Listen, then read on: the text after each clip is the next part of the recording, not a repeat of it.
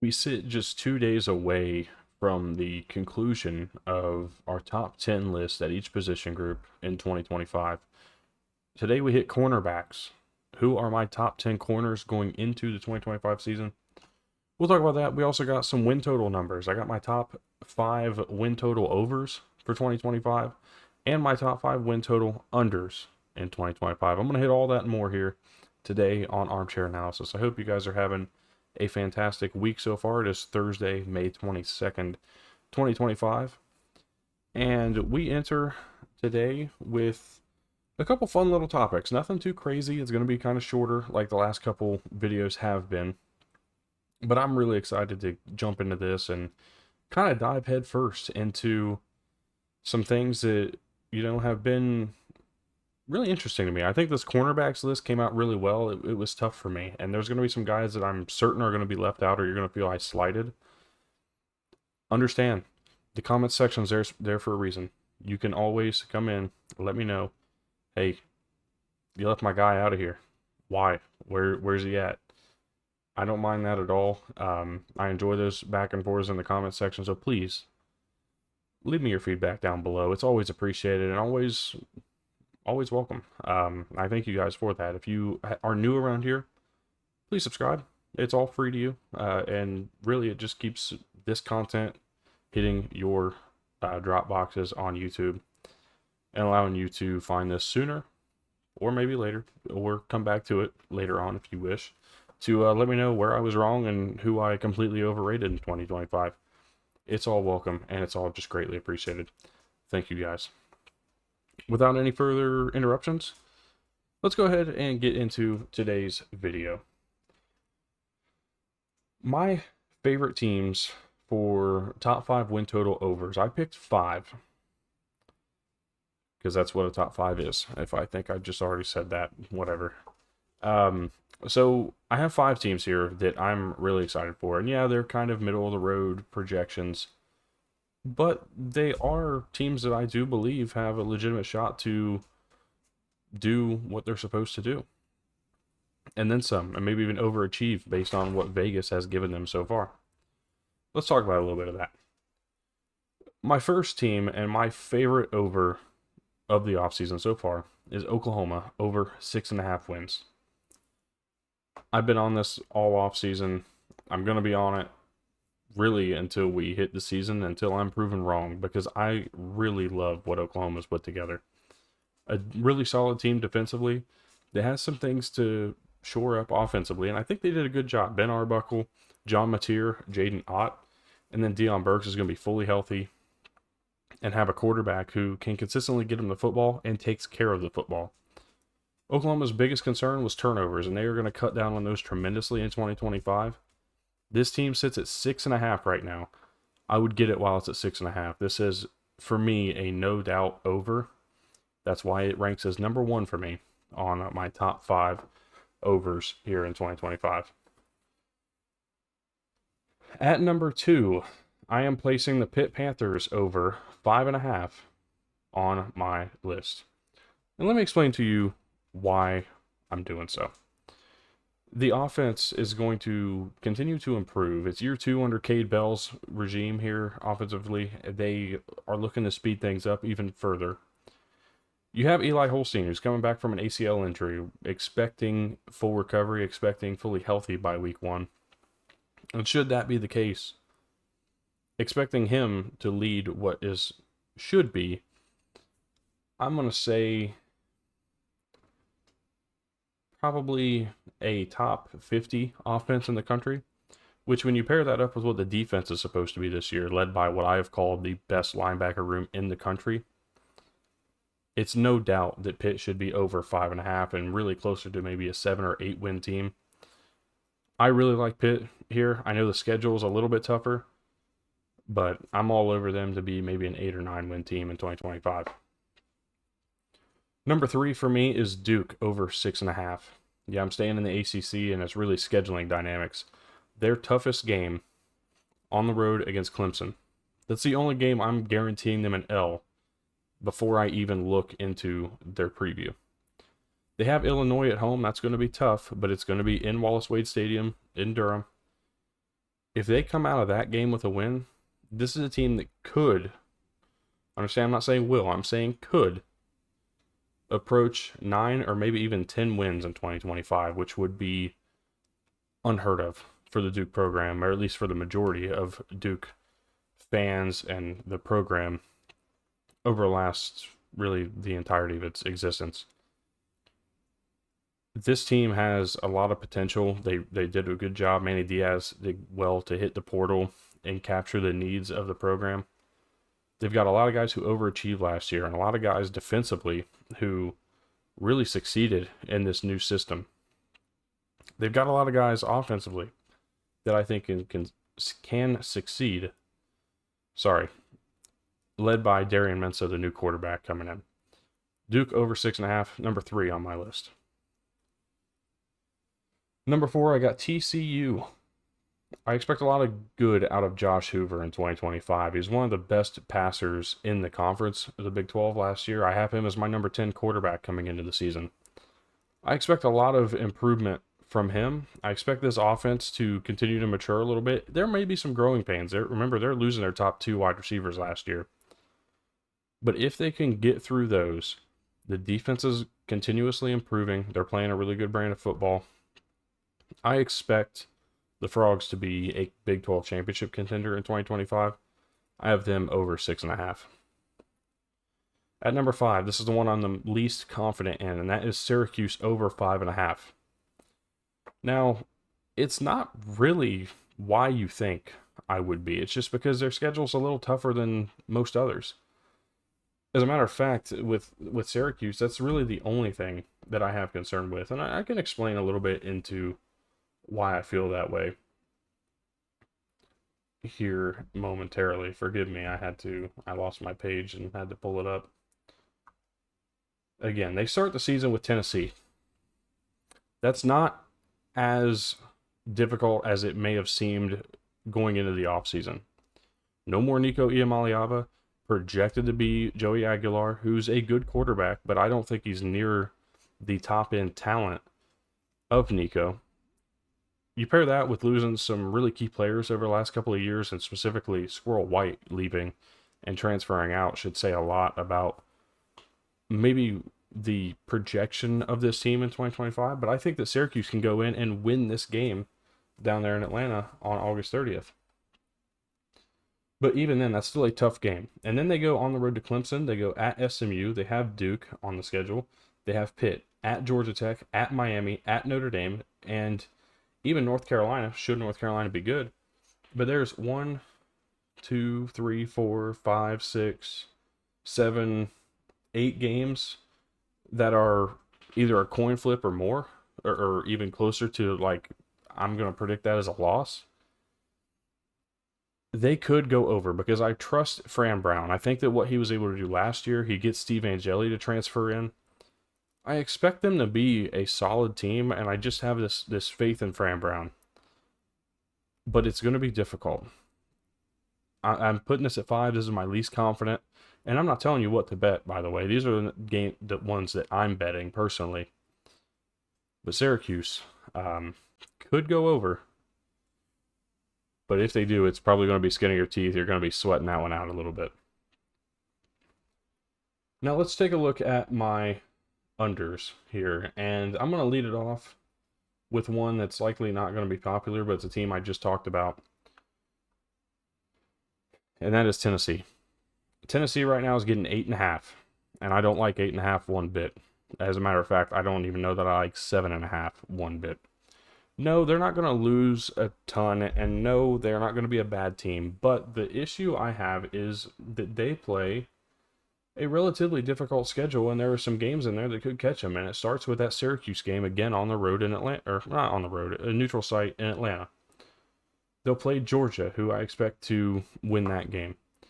They'll play at Alabama, they'll play Oklahoma, they'll play at Florida. Those are 4 games that I genuinely think, in conference play, they are the clear-cut underdogs, without question. And if so, and depending on how they look, Vanderbilt, who brings back a ton, including Diego Pavia, Eli Stowers, key pieces to last year's wins over teams like Alabama, Vanderbilt could be a team that they are not favored to beat. Arkansas, depending on how they get off the ground this year, could be a team that they are not favored to beat. It's not the toughest schedule in the world, but it's a schedule where you could see 5 to 6 losses, especially if things don't gel with Joey Aguilar. That is why Tennessee, the under 8.5, is my top under so far here in the season. My second under here is Oklahoma State, under 5.5. I understand what people are going to say. Well, Mike Gundy always does his best work when you least expect it. If this team makes a bowl game in 2025, I will be willing to consider it a top 3 season that he has ever had as a head coach, and that includes Big 12 championships, playoff potential, even the should have been, could have been national championship appearing team back in 2011. I would consider this season at bowl eligible to be the best season that Mike Gundy has ever coached in his career. I don't buy it. I don't think they're going to be even close. Oklahoma State under 5.5. UCLA under 5.5. And truth be told, this is really just looking at what were they last year and what are they going to be this year. Does the addition of Nico Iamaleava change my opinion of UCLA? The answer is no, it does not. Because you need more than just a quarterback to be good. And if we're being honest, what UCLA had last year was rotation due to injury. A healthy quarterback is fine. An offensive line to block for said quarterback is what's necessary. We will see what they turn into, but let's take a look at this schedule real quick. They play Utah to start the season, and it's a home game, but it's going to be a tough one. They play Penn State on October 4th after a trip out to Illinois and before a trip to East Lansing. It'll be interesting, but that's projected as potentially the number 1 team in the country going into the year. Penn State's going to be an interesting one. Michigan State is by far not a gimme. I think Michigan State's going to improve a little bit this year. I expect Aiden Childs to take a little bit of a step forward from what last year was. You have Indiana on the road. That's not going to be easy. Nebraska is not going to be an easy team to beat. If we're talking about year 3 Matt Rule, and that rule, no pun intended, stays true, Nebraska is going to be a top 25 team this year. At Ohio State, you play Washington, who is going to be better this year. You play at USC, who is going to be better this year. It's not an easy road to 6 wins here, by any stretch of the imagination. We will see, but I'm taking the under for UCLA at 5.5. Now, I'm less confident about unders because it's hard to say who's going to break out, who's going to make things happen, who's going to be the key player on each team. So I only did 3 because it's the thing that you can be least confident about. But again, my overs: Oklahoma, Duke, Pitt, Syracuse, TCU. My unders: Tennessee, Oklahoma State, UCLA. Those are my win totals. Let me know what you think. And if you agree, disagree, I'm sure there's plenty of disagreement on the unders. Let me know who you agree with or even disagree with. Maybe there's some Texas fans who say Oklahoma's 0-12. I wouldn't bet on it. Now, pushing forward. Top 10 cornerbacks in college football. Who are the best corners returning in 2025? What I do is I test along with some grades to back it up. That's how I did all of these. That's how we're going to continue here in this corners video. We've got a bunch. I had to really cut this list down big time. This might have been one of the bigger lists minus quarterback that I really had to cut down. And I think we have a pretty solid list here. I would say we have a pretty solid list here. So without any further stalling or hesitation, let's go ahead from 10 down to 1, my top 10 cornerbacks in college football. At number 10, I put Jair Hill of Michigan. This is a guy that improved tremendously over the course of last year, and a lot of that improvement did coincide with Wink Martindale kind of changing up how he was calling plays and what he was doing. The last 3-4 games of the season were a totally different defense and style of aggression from Wink Martindale than the first 5 or 6. And the turnaround there is one that we can't say goes unnoticed.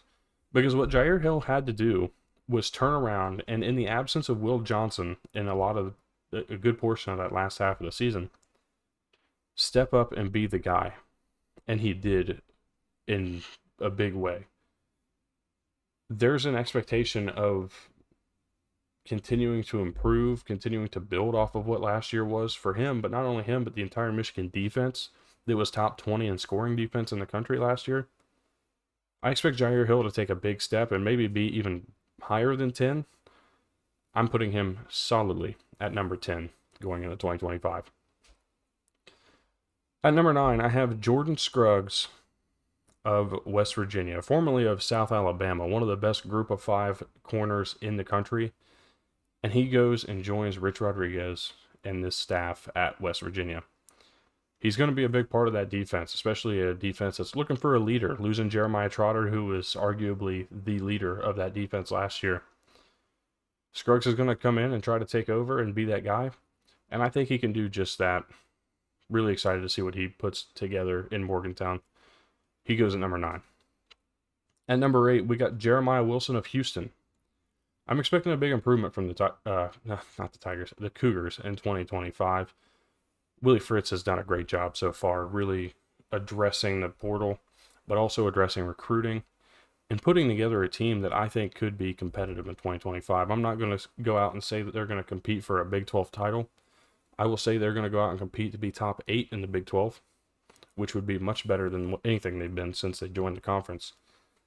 Jeremiah Wilson could be a big part of that. I think he's going to be a key player out in the secondary. At number 7, I got Eli Bowen of Oklahoma. We talk about a team that's been improving year over year, and that's on paper. They've been improving year over year. We talk about the offense for Oklahoma. I just talked about it earlier in the win total department. The defense, we know what we're getting from a Brent Venables team defensively, and it starts in the secondary the majority of the time. Eli Bowen, I think, is going to break out, be one of the best cornerbacks in college football this year. He is at number 7 for me. At number 6 is a guy that's a little bit more proven, and that's Avion Terrell of Clemson. Again, another guy that I'm expecting to really put something together, and especially with the leadership of Tom Allen coming over and putting together a defense here. I think Clemson has positioned themselves greatly to maybe make a case for preseason number 1 in the country. I don't know if I'm going to put them there. I mean, that's in August. That's 3 months away. But what I will say is I really like Avion Terrell. I really like this Clemson defense. And if they are even 80% as good as everybody is saying, especially down there in Clemson, this team is going to be a championship contender from day one. I'm really excited to see them take the field against LSU. At number 5, I've got Josh Moten of Southern Miss. Now, he was formerly of Marshall and the highest graded player in college football, according to PFF. He had to be on this list. The improvement and the performance that he put out there for everybody to see should go far from unnoticed. Now, he transfers to follow... Man, why did I just blank hard? 1 second. We're going to take a quick cut. Of course, as soon as I pause the recording to go make sure I get it right, it pops right in my head. Charles Huff. Charles Huff leaves Marshall to go to Southern Miss for NIL, and it's his alma mater. Josh Moten follows suit, goes to Southern Miss. He had plenty of opportunity to go Power 5, chose not to. Follows his head coach. Loyalty. We love it here. Doing that is going to take away a little bit of credibility to this take. The reason for that is because the Sun Belt is down, big time down in 2025. The one thing I do expect, though, is that he's going to face the best of the conference. ULM is going to be good again. Texas State is going to be good. As long as G.J. Kinney's there, that offense is going to be electric. Louisiana, I can always expect to be a pretty solid team. And even Troy, to an extent, I think their offense will be okay. I don't think great, but they'll be a pretty solid team offensively. In saying all of that, I do say that I think Josh Moten steps up in a big way and produces for a Southern Miss team that needs it, especially on the defensive side of the football. At number 4, I got Jermod McCoy of Tennessee, and some could argue top 3. I'm going to keep him at 4 for now, but he's my favorite cornerback in college football, personally. But I have to go by what I think and what I've seen. He is going to have ample opportunity to prove himself. He's going to face some of the best cornerbacks and some of the best wide receivers in college football this season. It's going to start with that Georgia game. Gunnar Stockton and likely guys like Zachariah Branch and even others. I don't know who he'll be covering in that game, but it will be a matchup to watch. And it will be all year long because likely he's going to be facing the best of Florida, the best of, I believe they play, I know Alabama, and I think the other one, I was just looking at the schedule too. Why am I having like a complete and utter collapse here in my mind? Oklahoma, sorry. He's going to have the opportunity to play some of the best in college football. He will have a chance to prove himself as the best in college football. But he sits at number 4, Jermod McCoy of Tennessee. Number 3, I got Chandler Rivers of Duke, one of the best graded players in college football last year. And just overall has this potential to carry a Duke defense that I expect to improve tremendously. And they're going to need it because I think the offense will have some growing pains in 2025. The sooner the offense gets it together, the sooner they, I think, can put themselves in position. They're going to get a really good opportunity themselves. They'll play Illinois, and they're going to play arguably one of the best quarterbacks, at least one of the most experienced quarterbacks, in Luke Altmaier. Chandler Rivers is the guy I'm watching in that game in week 2. At number 2, I got DJ Harvey of USC. I know what people are going to say. You're going to put a USC guy in a top 10 on defense? Yeah, I am. And I'll tell you why. Last year's USC team improved tremendously on the defensive side of the football. They went out and got one of the best players who was coached by one of the best head coaches in college football. DJ Harvey, coming from San Jose State down in Southern Cal. The head coach at San Jose State, Ken Niumatalolo, he knows a thing or two. I trust in DJ Harvey to continue to improve, continue to hone in his craft, and be one of the best cornerbacks in the country, hands down.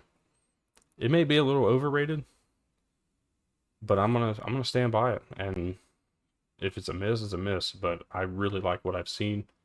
And I'm excited to see how USC steps forward again in 2025. Because we've seen it. We questioned, will they be able to match the physicality? The answer was yes, they did match the physicality. They went to overtime with Penn State, and they were one huge Khalil Mullings run away from beating Michigan. This USC team and this program is figuring it out. And people can say what they want about the 2026 recruiting class. That may or may not come up later in next week.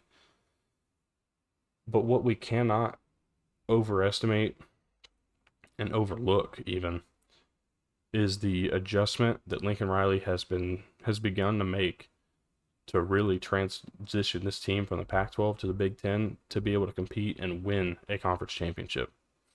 DJ Harvey's at number 2. At number 1, I've got Leonard Moore of Notre Dame. One of the most proven guys and one of the most picked on guys because of guys like Benjamin Morrison being a part of last year's squad. Leonard Moore is now the guy in the secondary. No more Xavier Watts. No more Benjamin Morrison. It is all on Moore to be the guy in 2025. And I think he'll do nothing more than take advantage and be, again, I mean, I got him ranked at number 1 for a reason, right? The best cornerback in college football.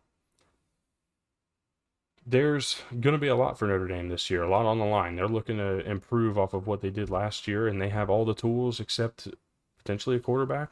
What do we know with CJ Carr? This defense is one thing we do know, and I think it is going to be lights out. I think they may have the best defensive unit in the country in 2025. this Notre Dame team, I'm really excited to see. And it's all going to start with the defense, specifically secondary, Leonard Moore. So with that, I'll go ahead and I'll give you guys the list here. Leonard Moore, DJ Harvey, Chandler Rivers, your top 3. Jermon McCoy and Josh Moten, your top 5. Avion Terrell, Eli Bowen, Jeremiah Wilson, Jordan Scruggs, and Jair Hill, your full top 10. Now, who did I just leave out? D'Angelo Pons. Some are going to say that I am snubbing D'Angelo Pons, and I'll probably agree with you, honestly. But it's a top 10. It's not top 11. I have to go with what I think, what's in my heart. D'Angelo Pons, though, is a guy that we're going to be watching for all season long, and I expect to be a big part of this Indiana team. And what's going to keep them in the playoff conversation as Curt Cignetti intends. My next guy, right there with him that was left out, Cameron Calhoun. Now, he started his career at Michigan, was a part of the 2023 National Championship team at Michigan. Didn't really see the field much. Transferred to Utah. Played really well at Utah. Transferring again. He's now at Alabama. I have very high hopes for Cam Calhoun this year, and I expect big things down there in Tuscaloosa. However, it just wasn't enough for me to put him in my top 10, but he's just on the outside looking in. Xavier Scott follows suit with the other two. Right there, going to be a big part of Illinois, and we all know how hyped Illinois is going into the season. Look out, because he's probably going to be a guy that makes me eat my words. He might be a first-team All-American guy. Who knows? The other two, there's 2 more that I left out. We had 16 total. Jontez Williams of Iowa State. Really love him. I think the world of him, as a matter of fact. Didn't have the numbers and the stats to back up putting him in my top 10. And then lastly was Dante Joyner, Arkansas State to Maryland. We will see. I don't have a reason really as to why I cut him out. We're going to see. Again, only have room for 10, and there's 10 that came to mind before. However, this top 16 is as close as any that I've put together so far. And as we go into our next video, which is top 10 kickers and punters, this I can tell you with certainty, having that list already together, this was the toughest list I did of the entirety. Put the most thought into it, really worked hard to make sure that this came out well, and I hope you guys enjoyed it. We've been at this for over a month now on this channel. We have been at college football specifically for over 2 weeks now. And I'm stoked about it. I really am. I am so thankful to everybody who's been tuning in. The support has been great. The views have been great. The numbers have been really good. And I'm super, super happy with that and super proud to be able to put this type of stuff out there and have people that want to tune in and want to interact and want to give their opinions. That's what this is all about, is to be able to speak your mind and your opinion respectfully, but freely, and how you feel within the college football world. Nobody will give you a better place than right here. I ask that if you've gotten this far in the video that you leave a like, subscribe, comment down below. Let me know what you guys would like to see in upcoming content as we lead up to June 1st. Florida State kicks off preview season, as we're going to call it, where we take you around the Power 5, every single team, daily, Sunday to Sunday content, up until we hit the college football season. Super stoked to get started with that, and I've already gotten the first 3 teams relatively done, minus a few minute details in the process for over the next week or so. So with that, I'm going to get out of here. Thank you guys for taking your time to tune in. Make sure you come back tomorrow. Top 10 kickers. I'm also going to have my surprise teams. 1 team from each of the Power 4 conferences. I'm going to talk about why I think they will be the surprise of the 2025 season. So I thank you guys, and I will see you tomorrow.